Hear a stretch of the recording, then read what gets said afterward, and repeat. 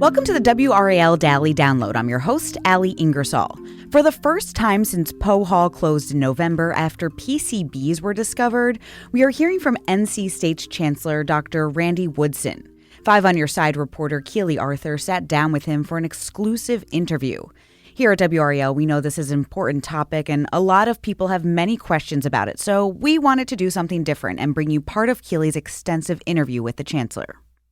Well, Chancellor Woodson, thank you so much for doing this. Sure. I genuinely really appreciate it. And I want the goal of it to be just getting more information out. We Sure. are inundated by people wanting information, just like I'm sure you are. Yeah. I guess we can kind of start at the beginning. So we know that NC State closed Poe Hall, or tested Poe Hall, after several employees raised concerns about the potential increased rate of cancer at Poe Hall. When were you first made aware of those concerns? I was made aware the first week of November. Okay, so that's pretty late. Well, that's when I was made aware. Right, Yeah. and so it just kind of shows that it took maybe some time to get it to you. Did you hear about the decision to close Poe Hall, or were you a part of that? Well, decision? since I made the decision, I heard about it right away, Keely. Okay. I understood when I learned that we had tested and found early evidence of PCBs in the building, again, the first week of November, that the backstory, which is why we had been doing the testing and why there had been employees raising concerns. This is a large university, and we have a phenomenal environmental health and safety group here, and they're evaluating the health and safety of buildings constantly. And so it's not unusual that I would not have heard about it until there was a decision that had to be made. And so they came to me in early November, and my leadership team, and said that we had found these early indications of PCBs in the building, and that they were doing some subsequent testing, and those results would be coming in the next few days or week. And when those results came back and we found evidence, additional evidence of PCBs in the building, my leadership team and I got together and we made the decision, again, out of an abundance of caution. Throughout this time, our environmental health and safety team had been reaching out to DHHS and others in this space to get a sense of what we should be doing. No one asked us to close the building. There was no regulatory agency suggesting that we close the building. But I knew that for us to be able to do the critical testing necessary to understand what the environment truly was and to understand whether that had any implications for health, that we were going to have to do a lot of testing. And that would be disruptive to the lives of people in the building, not to mention result in a lot of concern. So we made the very difficult decision, again, out of an abundance of caution, to close the building. And that's not an easy decision to make when you have a building as large as Poe Hall. But yes, we did make that decision.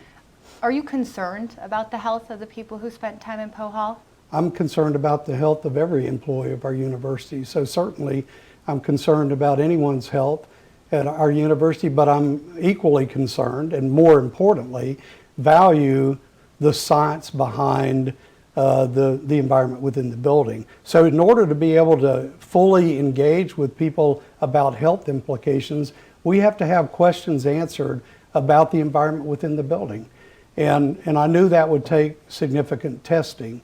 And so, yes, I'm very concerned about anyone's health, particularly anyone that's been diagnosed with a serious illness as serious as cancer. But having said that, it's most important that we give them the information that they need to understand if there is any connection to their health. Okay. In 2018, the exterior tested very high for PCBs. Yeah. If you could go back, would you have taken things a step further and tested the interior? I mean, the information was there, at least on the exterior. Yeah, and that's true for a number of buildings, because the truth is that EPA for many years has had guidelines around testing, particularly caulk, that is used around windows. And anytime we're going into a building built in that generation and looking to renovate the building, looking to remove windows or replace caulking, out of following EPA guidelines, we go in and evaluate whether there are PCBs in the caulk. And so there have been PCBs detected in the exterior caulking around windows in a number of buildings at the university, but that's never been led to or even required to look at the internal environment within the building. Were the PCBs in the caulking exterior removed? I don't know the answer to that because it was part of a test whether there were present or not. I think in this case the windows were not replaced because we're still looking to get all the funds together for the renovation. But it did inform us if they were removed how we would have to handle the material. I want to quickly shift gears to the federal health investigation. You had said yourself many times that you reopened or asked NIOSH to reopen the investigation after you had the test results in hand. Well, these are two memos from the CDC from January 22nd, and they show that the discussion was had around that time, end of January, to no longer have the health investigation active. The testing was done in the December 22nd. Why would you have the testing done, then call off the health investigation, only to reopen it 2 weeks later after the results were back? Keely, you've seen our letter to NIOSH. You've seen you've reported on it. It's on your website. So we, in fact, did not ask NIOSH to stop an investigation. We told NIOSH that we were in the process of testing the building. It was made clear to us by people we were talking to, and I wasn't part of these conversations, but it's been reported to me that it was clear in our conversations with NIOSH that they would like to get these test results, and that when those test results began to come in, reach back out to them and initiate the conversation. And as soon as we got the first test results back, we did just that. We'll have more after this break. Welcome back, and here's more from Keely's conversation with Dr. Woodson. 152 people, I know the university is not collecting this information, but 152 people who say they worked or studied in Poe Hall have reported that they have cancer. 59 of those are breast cancer cases. And that 152 doesn't count the reproductive, cognitive issues, benign tumors, and then the concerns that Poe Hall employees' children developed and developmental and health issues after being exposed to chemicals in utero and through breast milk. Now, all of those things go far beyond the health concerns, as you've called it. What do you have to say to those people right now? Well, as I've said to you earlier in this interview, any health diagnosis or any, particularly a diagnosis as consequential as cancer, is devastating to an individual and their family. I understand that. And so we feel very responsible for understanding the environment within the building so that individuals and their healthcare providers can understand if there's a relationship between the building environment, and we don't have that information at this time. And so we feel a responsibility to make sure that we're evaluating the building, we're doing all the testing necessary so that we can give that information to employees and to their families so that they can have the appropriate conversations with their healthcare providers. I have one current employee who knew we were doing this interview, and she said this to me. They prioritized work and protecting themselves from liability, speaking of the university, over addressing employee concerns. It's so dehumanizing, and it minimizes the struggles we've been through. That's a current employee here. What do you have to say to that?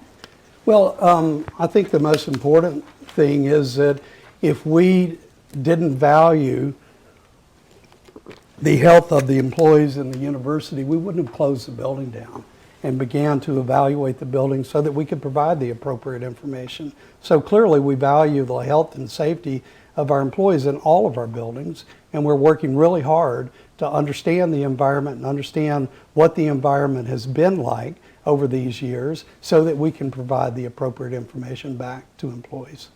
I think a lot of current students who were in that building are concerned, even if they're healthy right now. We know that you can get tests.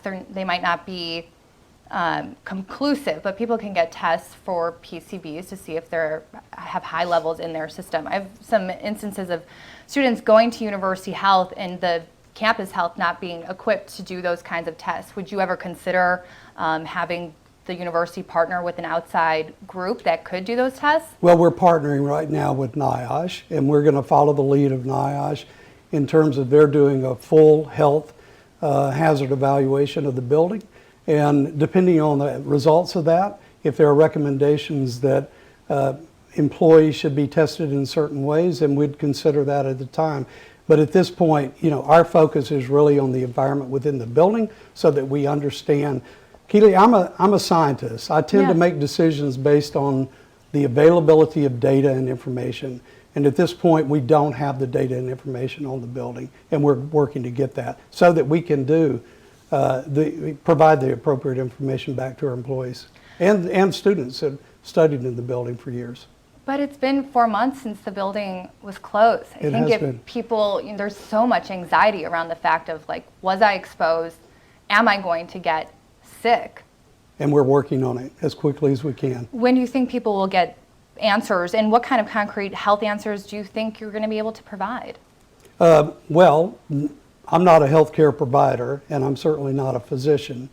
My PhD is in plant biology, so I'm not sure I'm the person that can answer that question. I can tell you that we can't answer questions about individuals' health until we know the environment that they were exposed to. And at this point, we don't.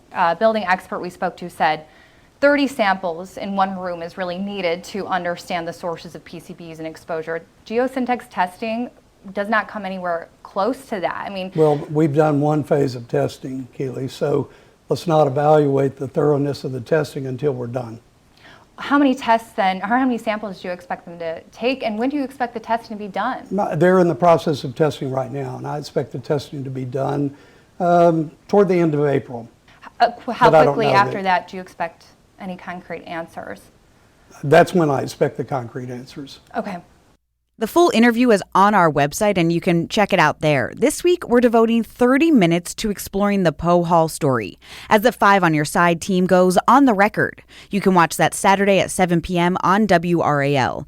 If you enjoyed this podcast, you can find more podcasts from WRAL News at WRAL.com. Search podcast. From sports to true crime, there are plenty of shows to keep you informed and entertained. Thanks for listening.